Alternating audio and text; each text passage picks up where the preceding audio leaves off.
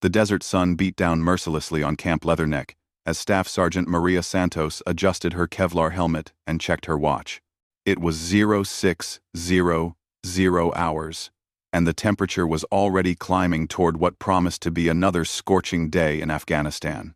The 28-year-old Marine had been stationed at this forward operating base for 7 months now, leading a team of communications specialists who kept the lifeline open between scattered units across the volatile Helmand province.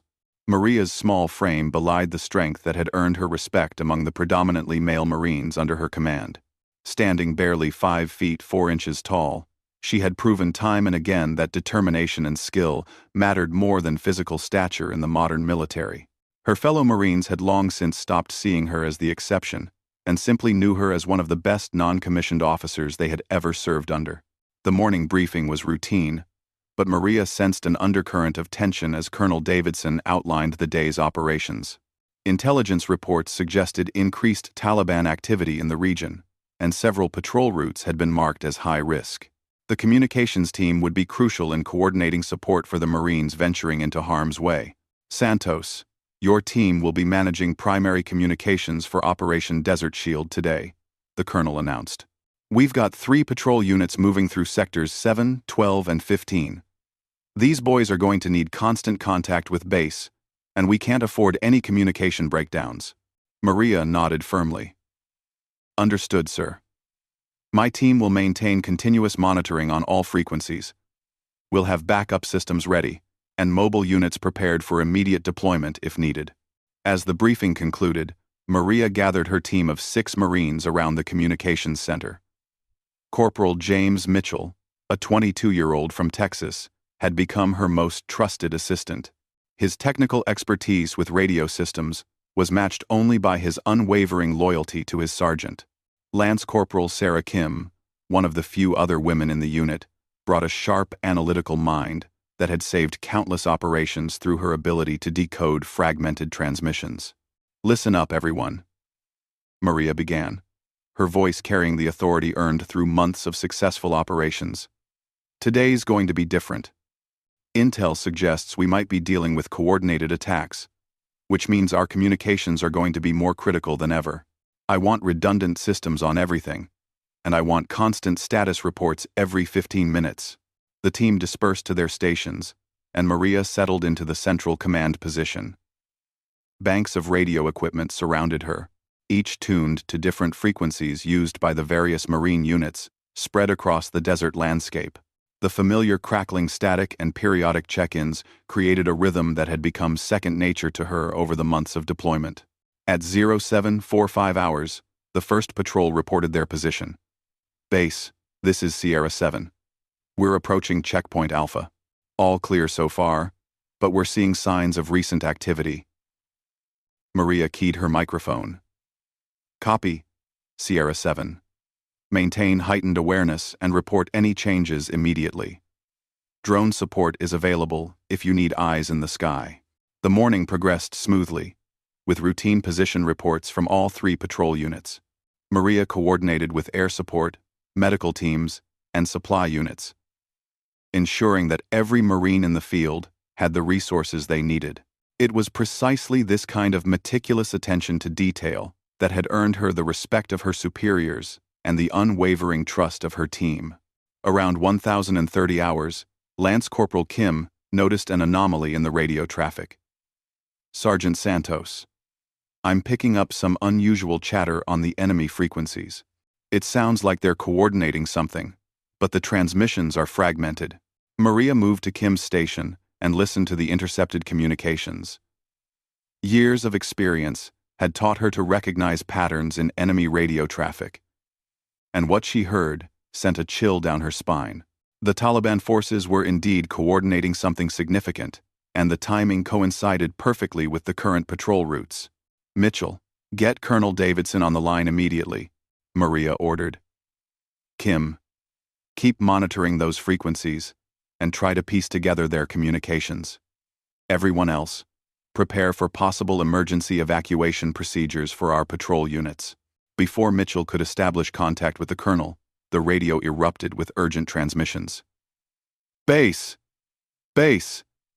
This is Sierra 7, We're taking heavy fire. IED explosion on our route. We've got casualties and need immediate medical evacuation. Maria's training kicked in instantly. Sierra 7, this is base. Copy your traffic. Medical team is being dispatched to your location. Can you provide exact coordinates and casualty count? The transmission was broken by static and the sound of gunfire. Base. Coordinates. Taking heavy fire from. Can't. Need immediate. The radio went silent. Maria felt her heart rate spike, but her voice remained steady and professional. Sierra 7, please respond. Sierra 7, do you copy? Nothing. Mitchell, get emergency response teams mobilized now. Kim, try to raise Sierra 7 on alternate frequencies. I need their last known position plotted immediately. As her team sprang into action, Maria began coordinating with other units in the area. Sierra 12, this is base. Are you in position to provide assistance to Sierra 7? They've gone silent after reporting heavy contact. Base, this is Sierra 12. We're approximately 2 kilometers from Sierra 7's last known position. We can move to assist, but we'll need air support. Maria was already coordinating with the Air Operations Center. Falcon 6, this is base communications. We need immediate close air support for Sierra 7's position. Grid coordinates to follow. The next hour became a blur of intense activity. Maria orchestrated a complex rescue operation, coordinating between ground units, air support, medical teams, and command personnel. Her fingers flew across radio controls, switching between frequencies with practiced precision, ensuring that every unit involved in the rescue had real-time information and support.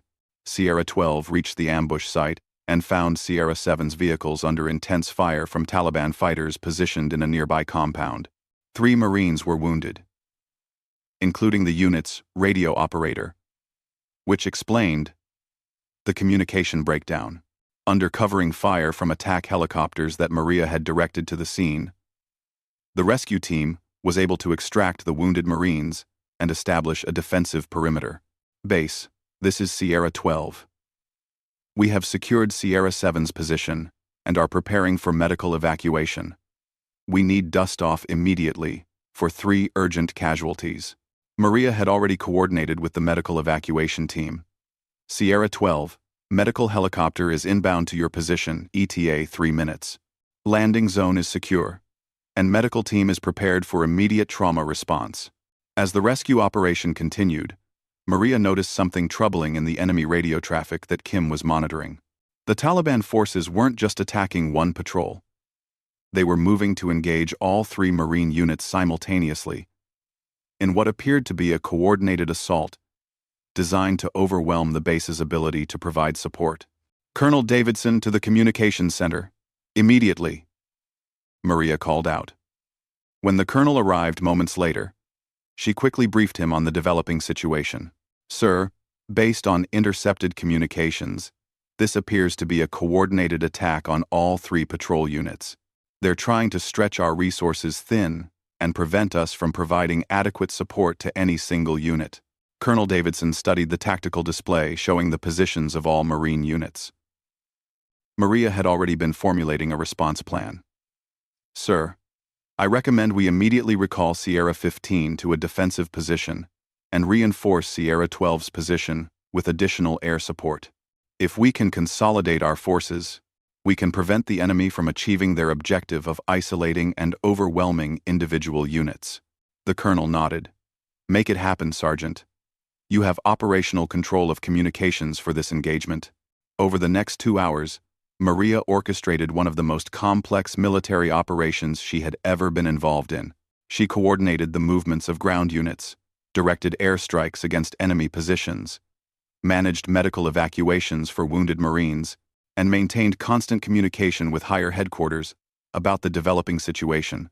The Taliban had significantly underestimated the effectiveness of the Marine communications network and the skill of the personnel operating it. Every time they attempted to isolate a Marine unit, Maria and her team were able to coordinate rapid response from supporting elements. When the enemy tried to jam radio frequencies, Kim's expertise in electronic warfare allowed her to switch to alternate communication methods seamlessly. By 1400 hours, all Marine units had been successfully consolidated into defensive positions, and the Taliban assault had been repelled with significant enemy casualties. The wounded Marines were receiving treatment at the base medical facility, and intelligence gathered during the engagement would prove valuable for future operations. As the immediate crisis passed, Maria allowed herself a moment to feel the exhaustion that had been building throughout the intense operation. She had been operating on pure adrenaline and professional training for hours, coordinating multiple complex operations simultaneously while maintaining the calm, professional demeanor that her Marines depended on. Colonel Davidson approached the communications center as Maria was conducting post-operation equipment checks with her team. "Outstanding work today, Sergeant Santos. Your coordination and leadership undoubtedly saved Marine lives." Maria straightened to attention. "Thank you, sir. My team performed exceptionally today. They deserve recognition for their professionalism under pressure." The SEAM-23 there was in 71. "The SEAM-23. They'll get it," the colonel assured her. "But right now, I want you to know that your actions today exemplify everything we expect from Marine leadership. You managed a complex crisis with skill and composure that many officers with years more experience would struggle to match." As the colonel departed, Maria felt a sense of pride in her team and satisfaction in another successful mission. She had no way of knowing that the events of this day were only the beginning of a situation that would test her limits in ways she had never imagined. The late afternoon brought the routine tasks of post-operation reports and equipment maintenance. But Maria could sense that something had changed. The successful defense against the coordinated Taliban attack had demonstrated the critical importance of communications in modern warfare, but it had also painted a target on the communications center and the personnel who operated it. Intelligence reports were already indicating that Taliban leadership was specifically targeting Marine communications capabilities, recognizing them as a force multiplier that needed to be neutralized. Maria and her team had proven their effectiveness. But in doing so, they had also made themselves high-value targets for enemy forces. The following weeks brought an escalation in enemy activity that kept Maria and her communications team operating at maximum capacity around the clock. Intelligence reports confirmed what Maria had suspected. The Taliban had identified the communications center as a critical target and were actively planning operations to disrupt Marine coordination capabilities. Maria found herself working 18-hour shifts regularly, catching only brief periods of rest between crisis situations. The physical and mental demands were enormous, but she refused to show any signs of weakness to her team or superiors. She had worked too hard to earn her position and the respect of her Marines to let fatigue compromise her performance now. Corporal Mitchell had begun expressing concern about Maria's relentless pace. "Sergeant, you've been pushing yourself pretty hard lately. Maybe you should consider rotating some of the night shifts to other team members." Maria looked up from the tactical communications manual she was studying during a rare quiet moment. "I appreciate the concern, Mitchell. But this is when our Marines need us most. I'm not going to hand off critical operations to someone less experienced just because I'm tired. With respect, Sergeant, you're not just tired. You're running on fumes. When was the last time you got more than 4 hours of sleep?" Maria couldn't actually remember, but she wasn't about to admit that to Mitchell. "I'm fine, Corporal. Focus on your own responsibilities." The conversation was interrupted by incoming radio traffic from a reconnaissance patrol that had been monitoring Taliban movement patterns for the past 3 days. "Base, this is Recon 2. We've observed significant enemy troop concentration in Grid Square 47 Alpha. Estimate at least 40 fighters with heavy weapons." Maria immediately shifted into operational mode. "Copy. Recon 2. Maintain observation and report any changes in enemy disposition. Do not engage unless directly threatened." She began coordinating with intelligence personnel and higher headquarters about the enemy buildup.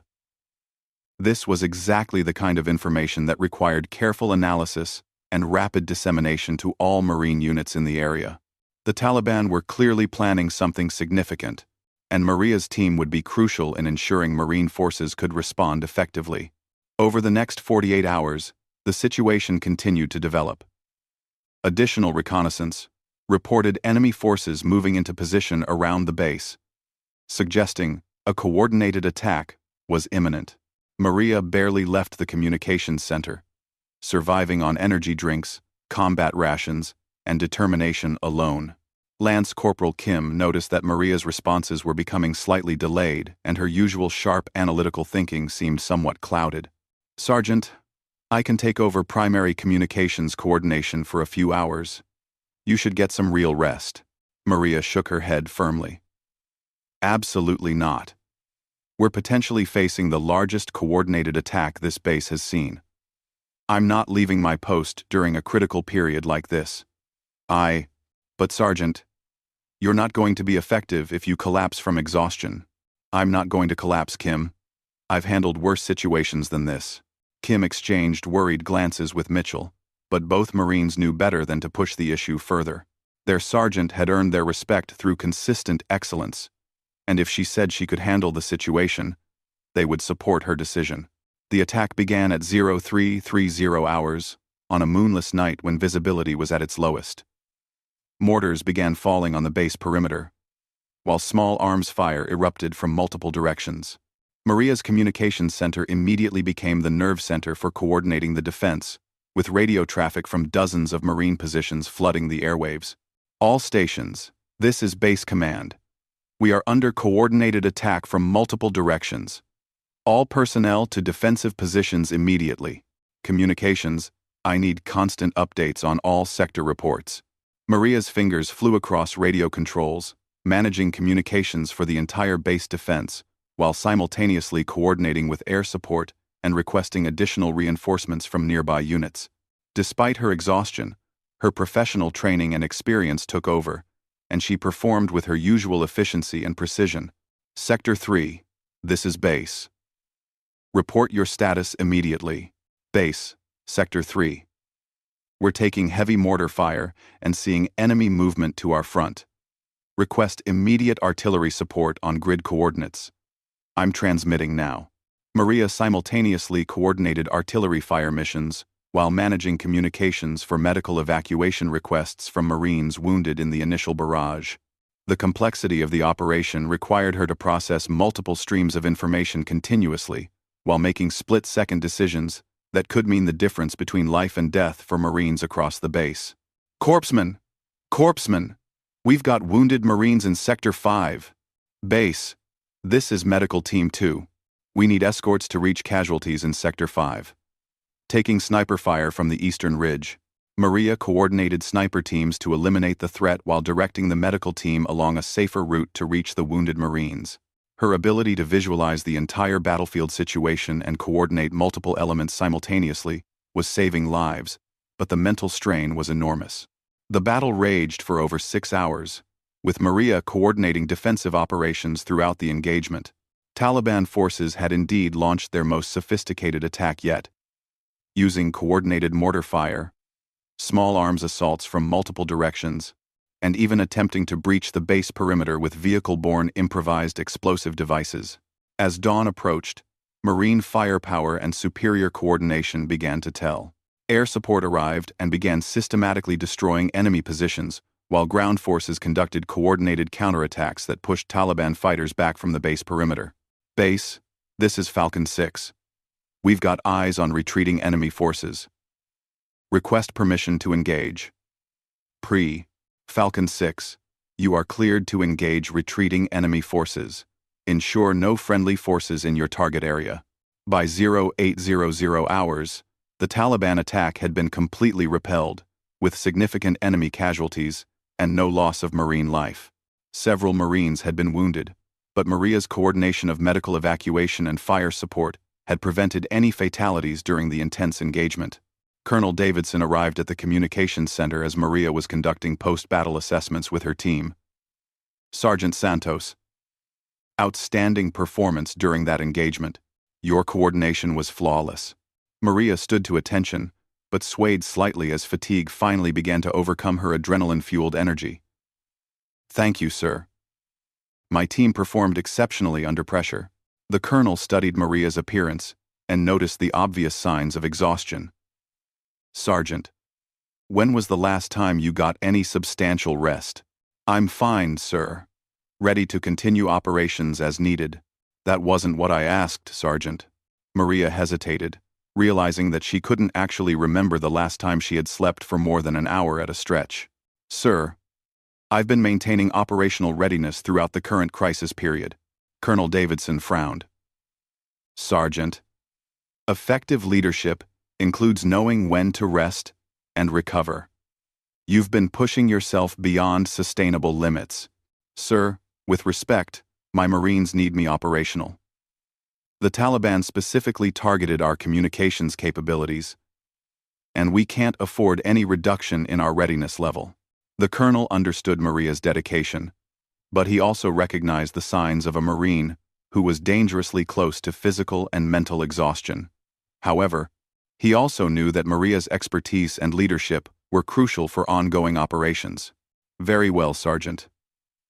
But I want you to start rotating more responsibilities to your team members. You've trained them well. Let them carry more of the operational load.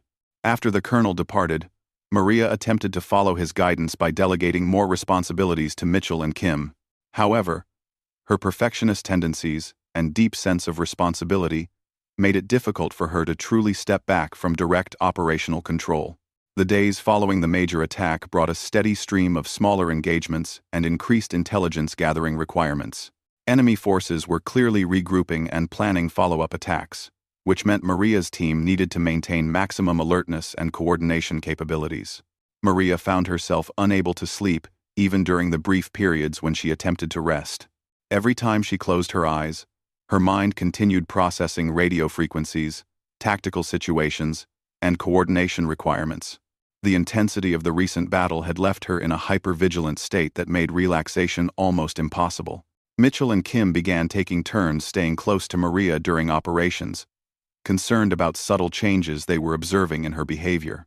Her responses remained professionally accurate, but they were sometimes delayed by a fraction of a second.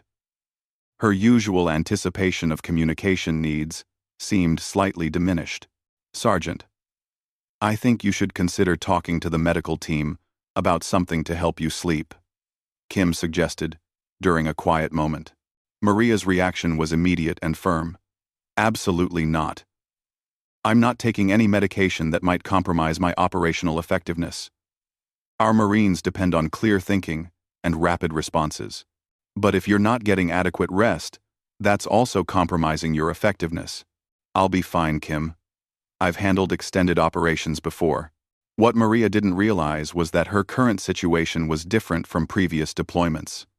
The combination of extended sleep deprivation, high stress levels, inadequate nutrition, and the enormous mental demands of coordinating complex military operations was creating a perfect storm of physical and psychological exhaustion.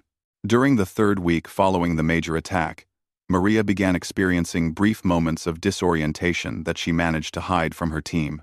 Occasionally, radio voices would seem to fade in and out. Or, she would find herself staring at equipment for several seconds before remembering what she was supposed to be doing. These episodes were brief and infrequent enough that Maria convinced herself they were simply momentary lapses in concentration due to fatigue. She increased her consumption of caffeine and energy drinks, believing that chemical stimulation could substitute for proper rest. The irony was that Maria's dedication to her Marines and her determination to maintain peak operational effectiveness was gradually undermining her ability to perform at the level they needed. Her refusal to acknowledge her physical limitations was creating exactly the kind of vulnerability she was trying to prevent. Mitchell and Kim had begun covering for minor errors in Maria's performance, but they were becoming increasingly concerned about their sergeant's condition. They knew that directly challenging her authority could undermine unit cohesion, but they also recognized that something needed to change before the situation became dangerous. The breaking point was approaching, though none of them realized how close it actually was. Maria's body and mind were running on reserves that were nearly exhausted, but her iron will and sense of duty continued to drive her forward. The question was whether her determination would be enough to carry her through the crisis that was about to unfold. The crisis that would define Maria's military career began on a seemingly routine Tuesday morning when intelligence reports indicated unusual enemy radio activity suggesting another major coordinated attack. After 3 weeks of operating on minimal sleep and maximum stress, Maria's body was running purely on willpower and caffeine, but she remained determined to see her Marines through whatever challenges lay ahead. At 0600 hours, Colonel Davidson called an emergency briefing for all senior personnel. Intelligence had intercepted communications, indicating that Taliban forces were planning their largest assault yet, potentially involving over 200 fighters and coordinated attacks on multiple coalition bases across the region. This appears to be their final major push before winter weather limits their operational capability. Colonel Davidson explained to the assembled Marines. They're throwing everything they have at us, which means we need to be prepared for sustained combat operations over the next 72 hours. Maria sat in the briefing room, absorbing the tactical details, while mentally calculating the communications requirements for such an extensive operation. Her team would need to coordinate not just base defense, but also support for other coalition forces and manage communications for potential reinforcement operations. Sergeant Santos, your communications section will be critical for this operation. We're going to need seamless coordination between all elements, and I'm expecting significant attempts to jam or disrupt our communications. Understood, sir. We're prepared for extended operations and have backup systems ready for immediate deployment. As Maria left the briefing, she felt a momentary dizziness that she attributed to standing up too quickly. Mitchell noticed her slight stumble and moved to steady her, but Maria waved him off with a firm shake of her head. I'm fine, Mitchell. Let's get back to the communications center and prepare for what's coming. The next 18 hours became a blur of intense preparation and initial enemy contact. Taliban forces began probing attacks around 1,400 hours, testing Marine defensive positions and communication responses. Maria coordinated defensive fires and air support, while simultaneously managing communications for reconnaissance teams gathering intelligence on enemy movements. By midnight, it became clear that the main assault was beginning. Mortars began falling across the base with unprecedented intensity, while small arms fire erupted from positions that had been carefully prepared over the previous weeks. The Taliban had learned from their previous failures and were conducting a much more sophisticated and sustained attack. All stations. This is base command.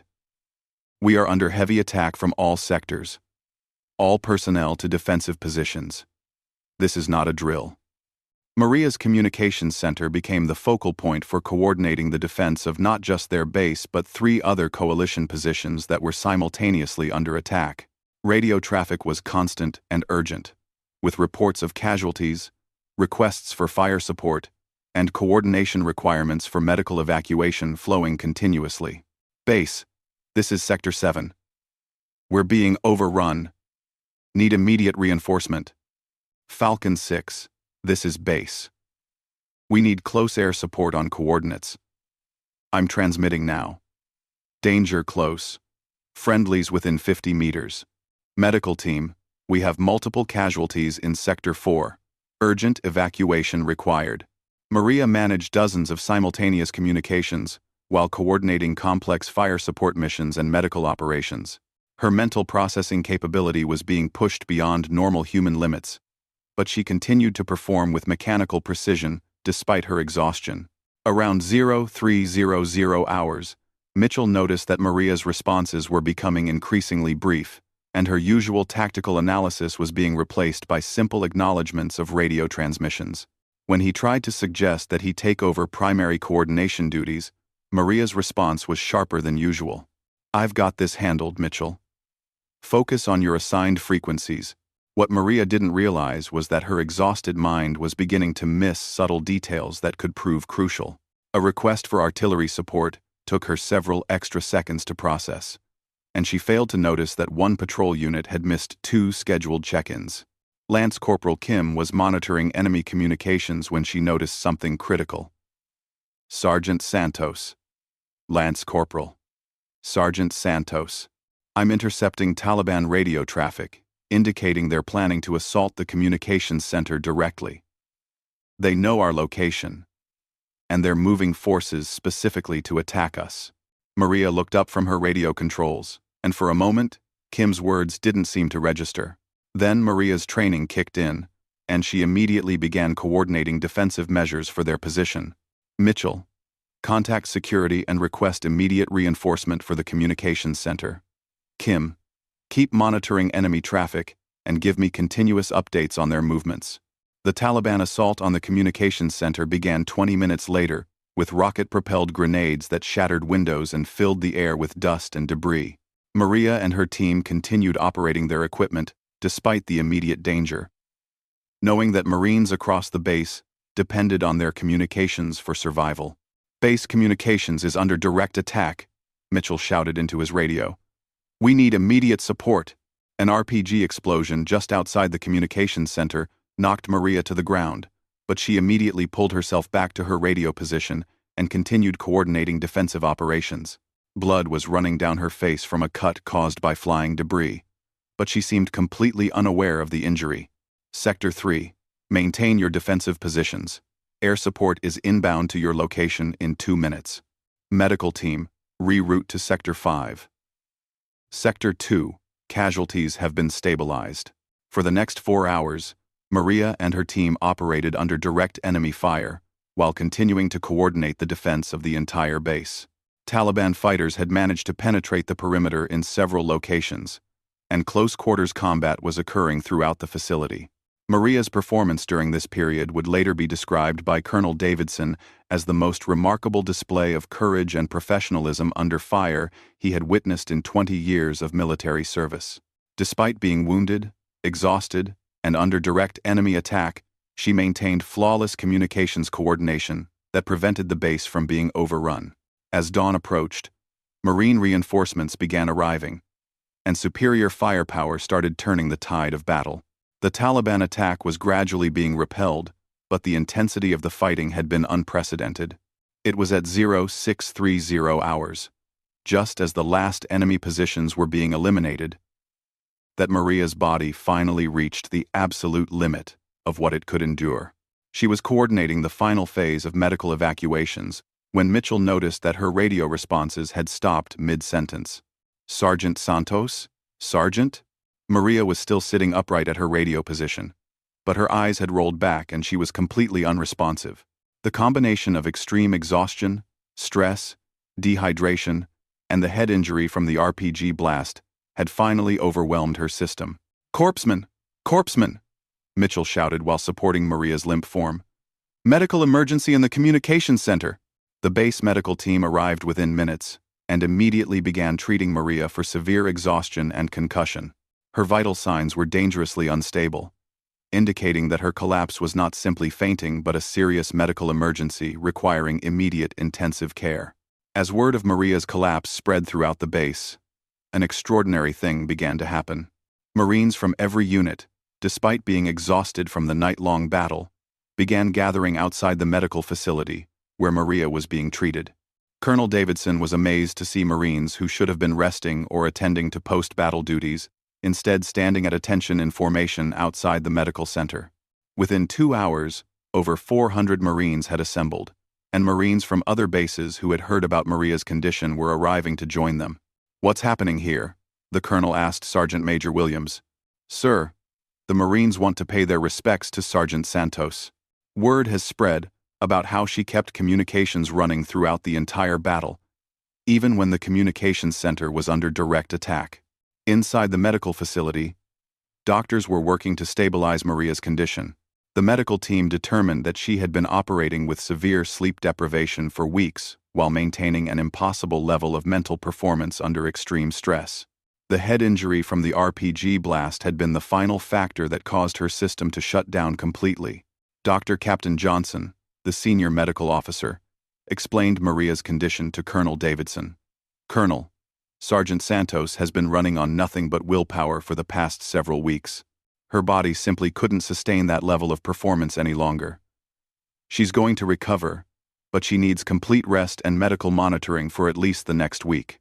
By the third day of Maria's unconsciousness, the number of Marines maintaining vigil outside the medical center had grown to over 800. Marines from 5 different bases had traveled to pay their respects to a fellow Marine who had embodied everything they valued about military service and personal sacrifice. The scene was unprecedented in the experience of senior military leadership. Marines were maintaining formation in shifts, ensuring that someone was always standing guard over their fallen comrade. They brought flowers, personal items, and letters expressing their admiration for Maria's courage and dedication. When Maria finally regained consciousness on the 4th day, she was confused and disoriented. The first thing she remembered was coordinating communications during the battle, and her immediate concern was whether her Marines were safe. The communications. Did we maintain contact with all units? Are my Marines okay? She asked weakly. Dr. Johnson smiled. Sergeant, your Marines are fine, largely because of your efforts during the battle.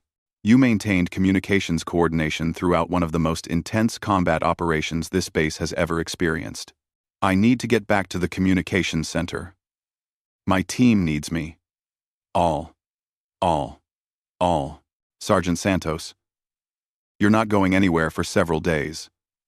Doctor's orders. Doctors. It was then that Colonel Davidson entered the medical facility with a serious expression on his face. Sergeant Santos, I need to speak with you about something important. Maria attempted to sit up straighter despite her weakness. Yes, sir, Sergeant. There are 800 Marines outside this facility who want to honor your service and sacrifice. They've been maintaining formation for 3 days, waiting for you to recover. Maria looked confused. I don't understand, sir. I was just doing my job. Colonel Davidson shook his head. Sergeant, what you did during that battle went far beyond duty. You maintained communications coordination while wounded and under direct enemy fire. Your actions saved Marine lives and prevented this base from being overrun. When Maria was finally well enough to be moved outside, she was overwhelmed by what she saw. 800 Marines stood at attention in perfect formation, representing every unit that had been supported by her communications coordination during the battle. As Maria appeared, supported by medical personnel, the entire formation came to present arms in a tribute that brought tears to the eyes of even the most hardened combat veterans. The silence was profound and respectful, broken only by the sound of flags snapping in the desert wind. Colonel Davidson stepped forward with a microphone. Marines, we are here to honor Staff Sergeant Maria Santos, whose courage, dedication, and selfless service exemplify the highest traditions of the Marine Corps. Her actions during the recent battle saved lives and demonstrated the kind of leadership that makes our Corps the finest fighting force in the world. The colonel then announced that Maria was being recommended for the Silver Star for her gallantry in action, and that her communications team was being recognized for their exceptional performance under fire. As the formation was dismissed, Marines approached Maria individually to express their personal gratitude. Many shared stories of how her voice over the radio had guided them through the most dangerous moments of their lives, how her coordination had brought them medical assistance when they were wounded, or how her calm professionalism had given them confidence during terrifying combat situations. Maria was deeply moved by the outpouring of respect and gratitude from her fellow Marines. She had always focused on doing her duty to the best of her ability, never realizing the profound impact her leadership and dedication had on those around her. The ceremony concluded with Maria being presented with letters from Marines across the region, expressing their admiration and gratitude. Many of the letters came from Marines she had never met personally but whose lives had been touched by her professional excellence and personal sacrifice. 6 months later, at a ceremony at Marine Corps headquarters in Washington, D.C., Maria received the Silver Star from the Commandant of the Marine Corps. In his remarks, the Commandant noted that Maria's actions represented the finest traditions of Marine leadership and that her story would be used to inspire future generations of Marines. Maria remained humble about her recognition, always emphasizing that her achievements were made possible by the exceptional Marines she had the privilege to serve with. She continued her military career with the same dedication and professionalism that had earned her the respect of 800 Marines, who chose to honor her heroism with their presence and their tribute. The image of 800 Marines standing at attention to honor one of their own became one of the most powerful symbols of military brotherhood and respect for service that the Marine Corps had ever witnessed.